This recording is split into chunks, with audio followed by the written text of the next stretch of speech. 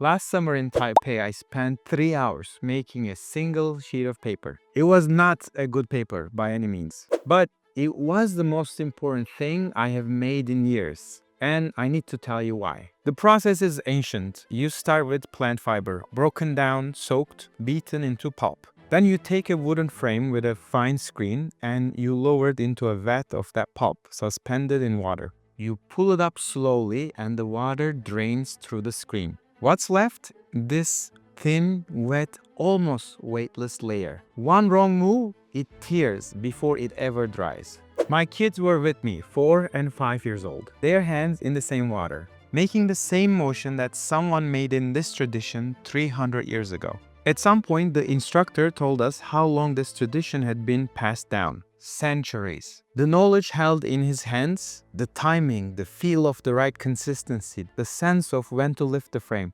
None of that is written anywhere. It was given to him by someone. And it will either be given to someone or it ends with him. And I thought, this is what I throw away even without looking at it. Paper, packaging, napkins. Things that exist because somewhere at some point in time, someone spent decades learning how to make them. And then we made the process so efficient that knowledge became invisible along with the cost. Scale is a miracle. I am not arguing against it. But it does something quiet to us. It removes our felt sense of what things actually are. What I have not stopped thinking about since is that some materials survived us. Cashmere, silk, fine leather. We scaled them, we made them more accessible, but people still seek out expensive, slow, handmade versions of them. They still pay the premium for that carries the evidence of what it takes to make it.